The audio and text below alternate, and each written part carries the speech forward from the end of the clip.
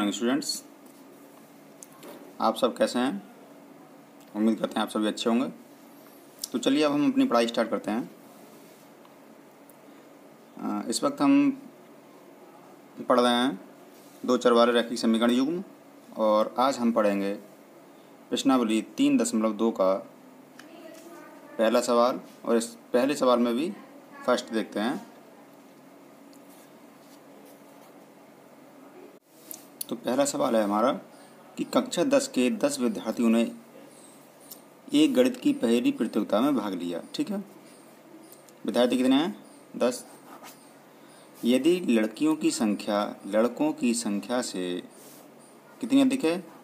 4 अधिक है, तो प्रतियोगिता में भाग लिए लड़कों और लड़कियों की संख्या ज्ञात कीजिए।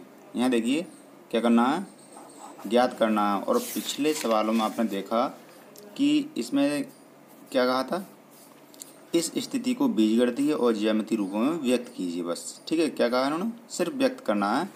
और यहाँ क्या करना है, ज्ञात करना है। इसका मतलब क्या है, x और y के मान आपको ज्ञात करने हैं। ठीक है, इसका मतलब ये है, बताना पड़ेगा कि x बराबर इतने आए और y बराबर इतने आए। ठीक है, तो चलिए हल करते हैं। तो यहाँ कर लेंगे, माना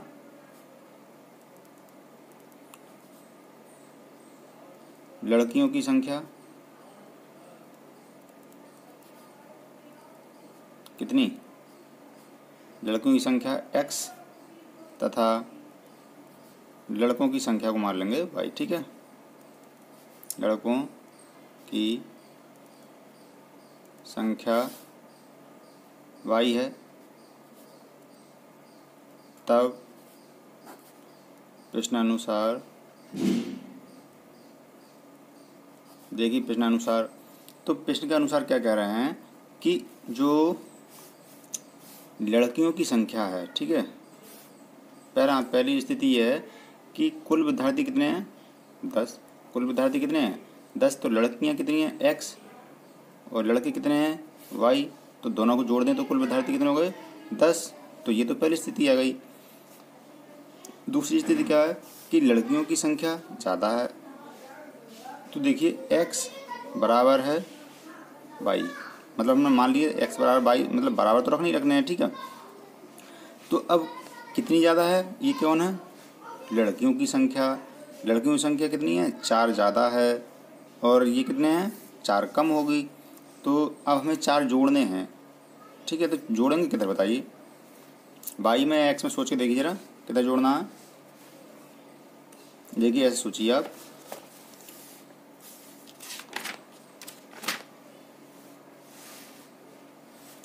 इस तरह देखिए कि ये हैं 12 और ये हैं 6। तो ये कितने ज़्यादा हैं? 6 अधिक हैं। ये कितने ज़्यादा हैं? 6 अधिक हैं। तो आपको किधर जोड़ने पड़ेंगे? 6 कम वाले में तो जोड़ोगे।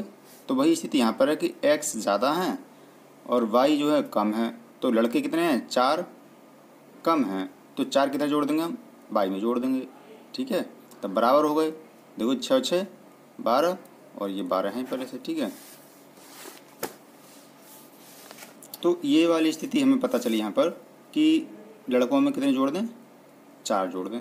अब इसे जो है समीकरण रूप में लिख लीजिए। पहली समीकरण तो ये हो गई और इसे समीकरण रूप में लिखेंगे तो हो जाएगा x और माइनस के ये इधर ले आई y बराबर 4। ये समीकरण 2 हो गई। ठीक है, अब देखिए इन समीकरणों को जो है हमें हल करना है किसी विधि से, लेकिन सवाल में क्या कह रखा है कि कौन सी विधि लगानी है? ग्राफीय विधि से। ठीक है, तो इन सवालों को हमें किससे हल करना है? ग्राफीय विधि से हल करना है। ठीक है, तो ग्राफीय विधि से करेंगे हल। तो देखो यहाँ हम 2 पार्ट कर ले रहे हैं। ठीक है, एक तो x प्लस y बराबर 10 और एक x माइनस y बराबर कितने? 4। तो यहाँ से y का मान निकाल लें। y बराबर हो जाएंगे 10, ये चले गए दाईं तरफ, तो माइनस के हो जाएंगे x। तो y बराबर ऐसे रहने दीजिए। यहाँ से y का मान निकालिए तो y को ही इधर ले आइए। तो y बराबर x माइनस 4। तो y बराबर हो गए x माइनस 4। हमने बस फिर से पलट दिया। ठीक है, जो इधर थे वो उधर कर दिए और जो इधर थे वो उधर कर दिए। देखिए x माइनस 4 y इधर ले आए और x माइनस 4 दाईं तरफ ले गए। ठीक है, अब हम क्या करते हैं, अब हम टेबल बनाते हैं। ठीक है, टेबल हमने बता दिया। एक लाइन खींचने के लिए सिर्फ 2 बिंदुओं की आवश्यकता होती है, तो 2 ही खींच लें। ठीक है, अगर आप 4 खींचते हैं, 4 बिंदु लोगे या 6 बिंदु लो या 10 बिंदु लो, उससे फ़र्क कोई नहीं पड़ने वाला है। बस आपका सवाल जो है थोड़ा लंबा हो जाएगा, और लेकिन सवाल का उत्तर जो आएगा वो सही आएगा। ठीक है, तो देखिए यहाँ पर हम x का मान जो है वो अपने मन से रखते हैं। ठीक है, यहाँ पर देखो कितने 10 में से घटाने हैं कुछ ना कुछ, तो कितने ले लें। चलिए एक बार हम ले रहे हैं 6 और एक बार ले रहे हैं 3। यहाँ पर चलिए पहले ऐसे ही हल करते हैं। तो देखो यहाँ पर हम रफ कार दिखा दे रहे हैं। यहीं पर देखिए जब आप x रखें, x बराबर रखेंगे 6, तो y बराबर हैं 10 माइनस एक्स। एक्स से कितने रखने हैं, x बराबर रखने हैं 6, रख दीजिए। तो y बराबर जाएंगे 10 में से घटा दीजिए 6, तो 10 में से 6 घटा देंगे कितने बचे, 4। y बराबर कितने आ गए, 4, तो रख दीजिए यहाँ पे 4। ठीक है, अब आपको x बराबर कितने रखने हैं, 3, तो रख दीजिए 3। तो y बराबर 10 माइनस 3, तो y बराबर कितने आ गए, 7। तो जब आपने x बराबर 3 रखे तब कितने आए, 7, तो यहाँ पर 7 रख दीजिए। तो ये हमारे 2 बिंदु प्राप्त हो गए। एक को हम कह दे रहे हैं P और दूसरे को कह दे रहे हैं Q। तो पहला बिंदु हो गया 6,4 और दूसरा बिंदु हो गया 3,7। ठीक है, ये 2 बिंदु आ गए हमारे पास। इसी तरह से यहाँ देखिए, यहाँ भी कार्य कर ले रहे हैं। तो यहाँ पर है हमारा ये भी। ठीक है, तो x बराबर हम रख दें, पहले 4 रख दें, x बराबर 4 रख दें, तो हो जाएगा y बराबर x माइनस, यहाँ 4 की यहाँ पे 4 माइनस 4, तो y बराबर 4 से 4 कट गए, 0 आ गए। तो कितने आए, 0 आ गए। फिर आप 2 रख दीजिए, x बराबर अब 2 रख दीजिए, तो y बराबर 2 रख दीजिए, माइनस के 2 नहीं, बड़ी संख्या रख दे रहे हैं। बड़ी संख्या रखने से क्या होगा, पूरा जो है एक की तरफ चला जाएगा सब। ठीक है, 8 रख देते हैं। रखने के लिए हम 2 भी रख सकते हैं। 2 रखने से क्या होगा, माइनस में भी आ जाएंगी संख्या। जब माइनस में संख्या आ जाएंगी तो पूरा हमें इस तरह से बनाना पड़ेगा। ठीक है, इस तरह से बनाना पड़ेगा x y। लेकिन अगर सभी संख्या प्लस में होती है तो कैसे बनाते हैं, ऐसे बना देते हैं। ठीक है, ये x और ये y हो जाएगा, ये x और ये y। तो 8 रख देते हैं, तो y बराबर हो जाएंगे 8 माइनस 4। 8 में 4 गए, 4 बचे। ये आपकी आ गया y का मान। ठीक है, कितने आ गए, 4। तो यहाँ पे हम देखिए सभी की सभी संख्या किस में है, प्लस में है, तो हम ऐसा वाला बना लेंगे। ठीक है, तो यहाँ पे बिंदु आ गए m और n, नाम देते हैं n के लिए। तो ये आ गया 4,0 और 8,4। ठीक है, अब हमें क्या करना है, आप जानते ही हैं, बैटरी की सहायता से बना लेंगे। ठीक है,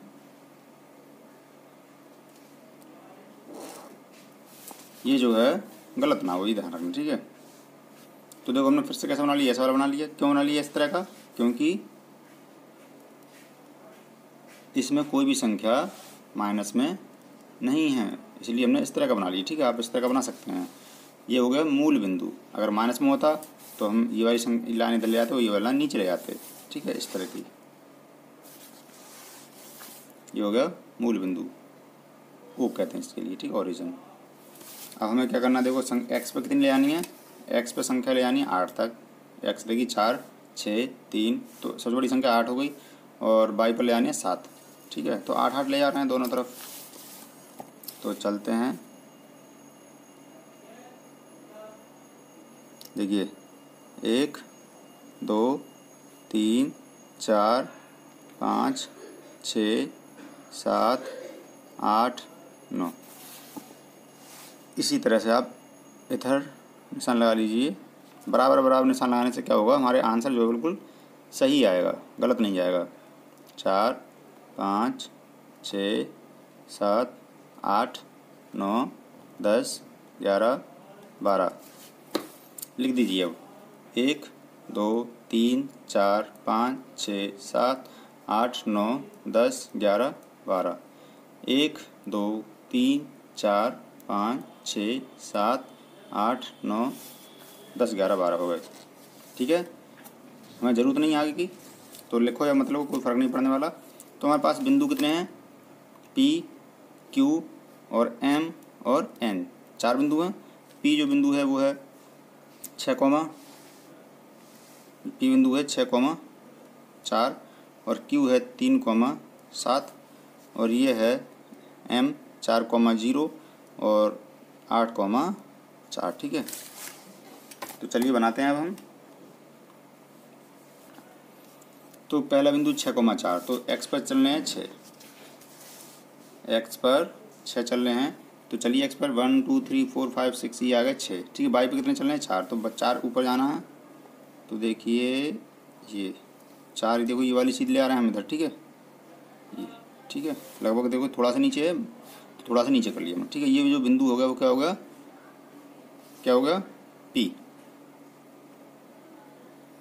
अब दूसरा बिंदु है 3,7, x पर 3 आ गए, y पर 7, तो 7 देखो ऊपर ही। ठीक है, तो हम ऊपर ले आ रहे हैं। ये x पर 3 y पर 7 ये आया थोड़ा सा नीचे। ठीक है, ये आ गया Q। तो इन दोनों को हमने जो है मिला दिया। ठीक है, अब M और N रखिए। तो M है 4,0, x पर 4, y पर 0 का मतलब ना ऊपर जाना ना नीचे जाना, 0 का मतलब यहीं रहेंगे आप। ठीक है, यहीं। ठीक है, और अगला है 8,4, x पर 8 चलते हैं, तो ये आ गया x पर 8। x पर कितने हैं? 8। देखो आगे वाला तो x होता है, ये y होता है, ये x होता है, ये y। ठीक है, इसे भुज कहते हैं, इसे कोटि कहते हैं हम। ठीक है, नाम तो पढ़ा चुके हैं अच्छे से, लेकिन फिर भी आप ना समझ आ रहा है तो देखो। ठीक है, आगे वाला क्या होता है? x, पीछे वाला y, भुज और कोटि कहते हैं। दूसरा बिंदु 8 पर 4 चलते हैं, तो x पर हम 8 चल गए, y पर चलिए 4, तो ये आ गया आपका ये। ठीक है, ये वाला पॉइंट आ गया। तो अब इसको और इसको जो है मिला दीजिए। तो चलिए मिला लेते हैं।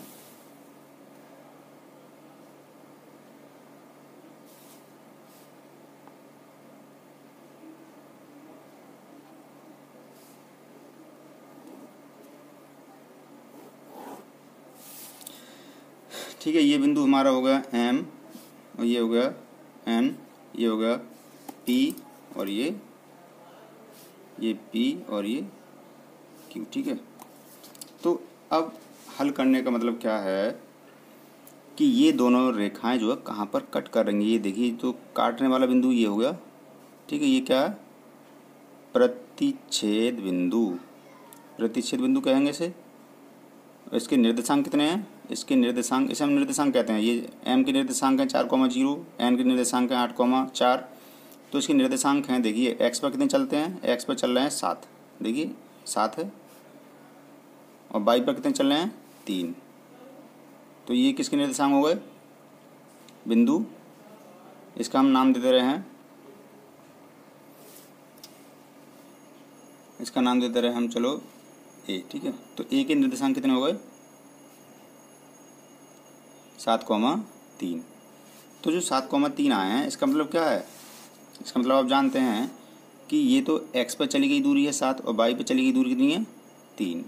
तो इसका मतलब क्या है? इसका मतलब ये है कि x बराबर 7 और y बराबर 3। अब x बराबर 7 y बराबर 3 का मतलब क्या है कि, तो देखिए इसका मतलब क्या है कि लड़कियों की संख्या कितनी है? 7 और लड़कों की संख्या है y मतलब 3। तो लिख देंगे चूँकि प्रतिच्छेद बिंदु 7,3 है, अतः x बराबर 7 तथा y बराबर कितने? 3। ये हम कहते हैं लड़कियों की संख्या 7,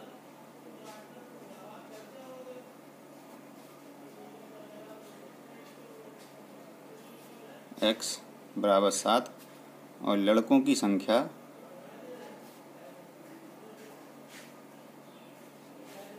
y बराबर कितने? 3। देखिए कुल मिला के 7 और 3 10 भी हो रहे हैं। अगर आप उत्तर चेक करना चाहते हैं तो उत्तर चेक आप खुद से कर सकते हैं, ठीक है। उत्तर की जांच क्या कर सकते हैं, खुद से कर सकते हैं, आपको देखने की ज़रूरत नहीं है। तो उत्तर जांच देखिए, आपकी दो समीकरण बनी, ये एक तो x प्लस वाई बराबर 10 और एक बनी x माइनस वाई बराबर 4। तो जो x और y की मान आए वो यहाँ रख दीजिए आप, ठीक है। तो x का मान आया 7, y का मान आया 3 बराबर 10। 7 और 3 10 बराबर 10। तो इसका मतलब क्या, उत्तर हमारा ठीक है, उत्तर सही है। इसी तरह से यहाँ रख लीजिए, x की जगह 7, y की जगह 3 बराबर 4। 7 में से 3 गए 4 बराबर 4, ठीक है। तो ये भी क्या आ गए, बराबर आ गए, लिख देंगे, अतः उत्तर ठीक है।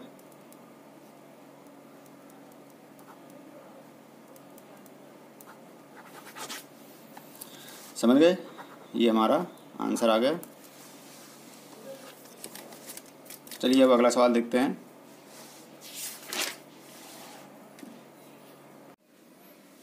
तो आइए अब दूसरा सवाल देखते हैं।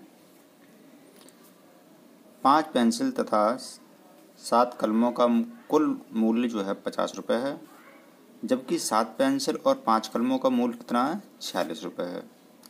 तो ज्ञात करना है एक पेंसिल और एक कलम का मूल्य, ठीक है। तो एक पेंसिल और एक कलम का मूल्य ज्ञात कीजिए। तो आइए करते हैं।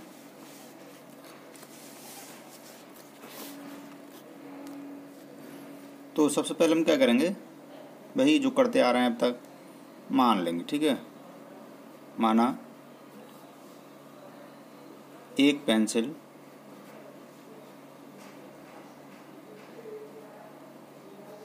तथा यहाँ एक पेंसिल का मूल्य कितने रुपए, x रुपये मान लेंगे, और एक कलम का मूल्य मान लेंगे कितने, 22 रुपये, ठीक है। प्रश्नानुसार देखिए,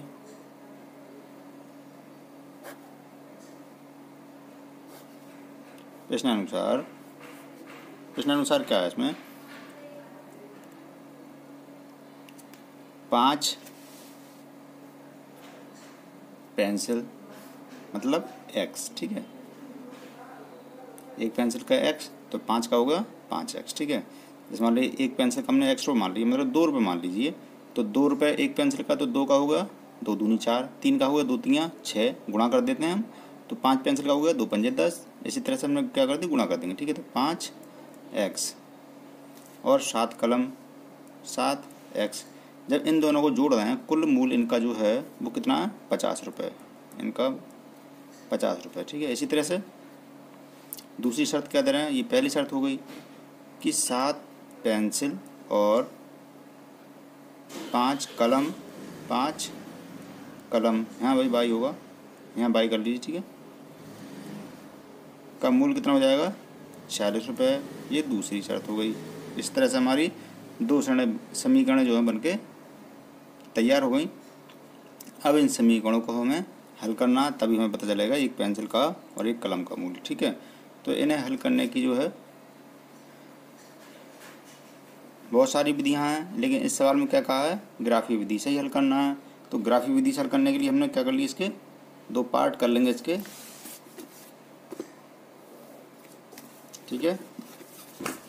देखिए 5x plus 7y is equal to 50 और 7x plus 5y is equal to 46। तो यहाँ से हमें y का मान निकाल लें।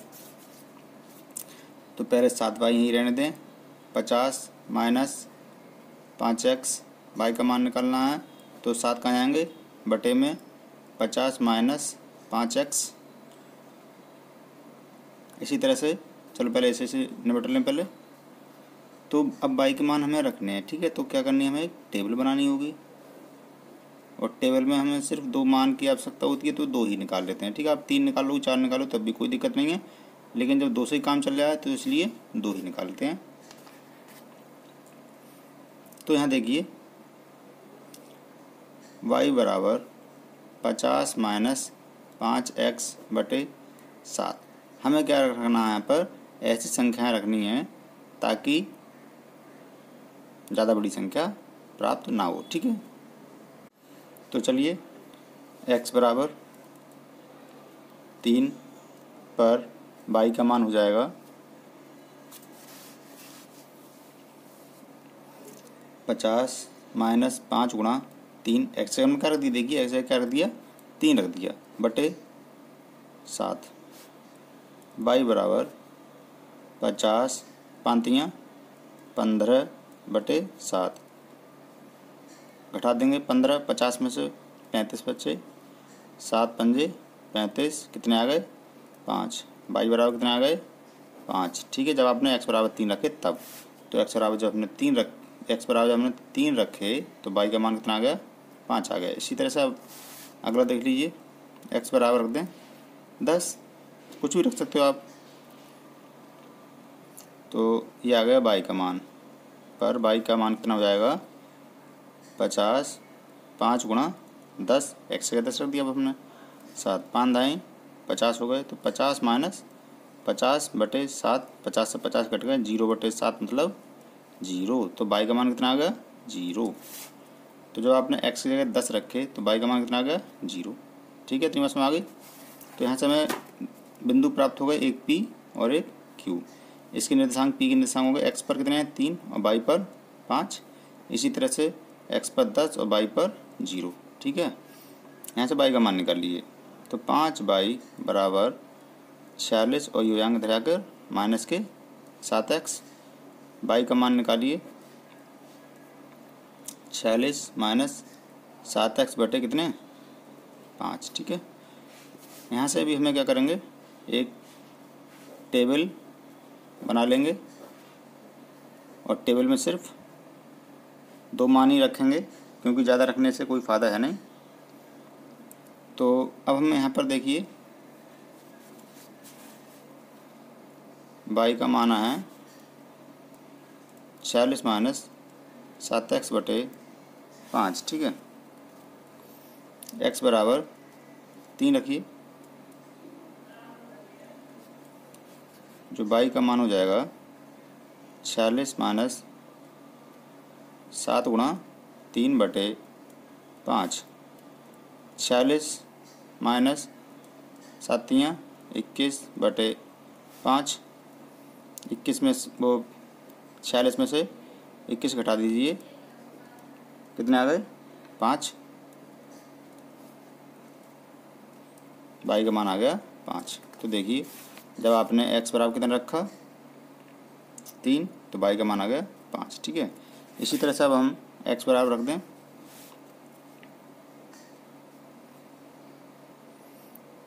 8,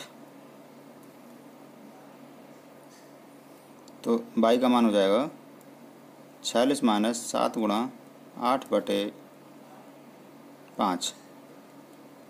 y बराबर 46 माइनस 8 सत्ते 56/5, और यहाँ हो गए 10 माइनस के वो भी 5, 5 दूनी 10, तो y का मान आ गया माइनस के 2। ठीक है, तो जब आपने x की जगह 8 रखे तब आए माइनस के 2y पर। तो यहाँ से हमने जो बिंदु आ गए वो m और n मान लिया, और m के निर्देशांक हो गए 3, 5, x पर 3 और y पर 5, x पर 8 और y पर माइनस के 2। तो ये जो निर्देशांक हो गए हमारे n के हो गए। अब हमें क्या करना है, कार्यतल बनाना है। और कार्यतल कैसे बनाएंगे,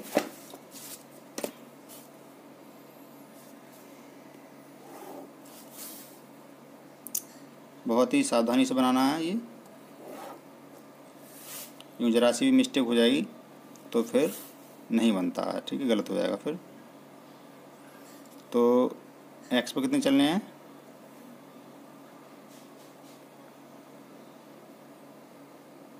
1 2 3 4 5 6 7 8 9 10। ठीक है, ऐसे इधर माइनस कर लीजिए, -1, -2, -3, -4, -5। इसी तरह से y पर कर लीजिए, 1, 2, 3, 4, 5, 1, 2, 3, 4, 5, 6, 7, 8। देख लीजिए, अब चेक कर लीजिए कितने कितने ले जाने हैं। एक्स पर चलने हैं 10 तक, ठीक है, और वाई पर 5 प्लस और माइनस में 2 तक, ठीक है। तो चलिए 1, 2, 3, 4, 5, 6, 7, 8, 9 और 10। -1, -2, -3, -4, -5, -1, -2, -3, -4, -5। ऊपर कर दीजिए 1, 2, 3, 4, 5, 6, 7 और 8। ये कौन सा अक्ष है? वाई अक्ष। और ये कौन सा अक्ष है? एक्स अक्ष, ठीक है। ये माइनस एक्स अक्ष होता है, इधर प्लस एक्स अक्ष, और ये मूल बिंदु हो गया। अब हमारे पास जो बिंदु हैं वो P और Q और M और N, ठीक है। 4 बिंदु हमारे पास, चारों के निर्देशांक हम लिख देते हैं। पहले जो प्राप्त हुए हैं वो है 3,5, उसके बाद 10,0, M देखिए 3,5 और 8,-2, ठीक है। ये हमारे पास बिंदु हैं। तो इसमें एक तो कॉमन हो गया P वाला, इसका मतलब क्या है, यहीं कटान बिंदु होगा। तो चलिए फिर भी करते हैं 3,5, पहला बिंदु 3, x पर 3 और y पर 5। तो चलिए सीधे लेते हैं, ये देखिए ये, ठीक है। थोड़ा सा नीचे, तो थोड़ा सा नीचे कर लिए हमने ये वाला, ठीक है। और 10,0 मतलब यहीं पर, ठीक है। ये तो ये जो हमारे पास एक रेखा प्राप्त हो जाएगी, ये, ठीक है। ये कौन सी रेखा हो गई? PQ। ये बिंदु P और ये हो गया हमारे पास Q। अब देखिए अगला बिंदु है MN। तो M 3,5 है, तो यही कौन सा हो जाएगा? यही M है। अब N वाला देखिए 8,-2, x पर 8 और y पर -2, 8 y पर -2, तो ये आ गया बिल्कुल यही वाला, ठीक है। इसको क्या करिए, आप मिला दीजिए।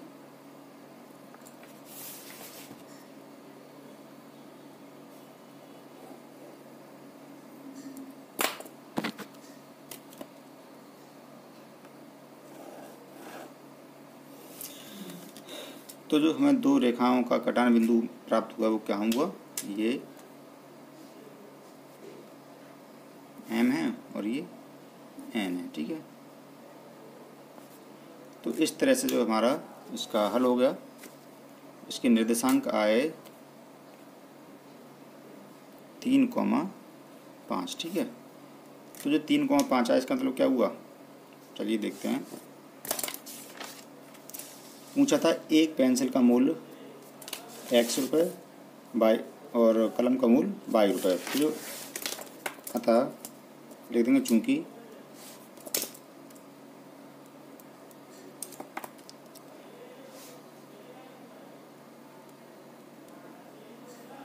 दोनों रेखाओं का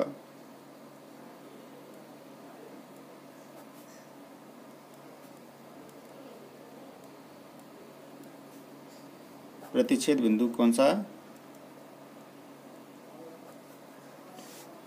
प्रतिच्छेद बिंदु है 3,5। अतः x बराबर 3 और y बराबर 5, ठीक है। ये हमारे क्या आ गए?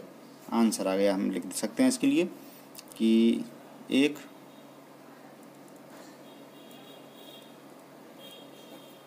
पेंसिल का मूल्य बराबर 3 रुपये और एक कलम का मूल्य कितना? 5 रुपये। इस तरह से ये आ गया हमारा आंसर। ठीक है।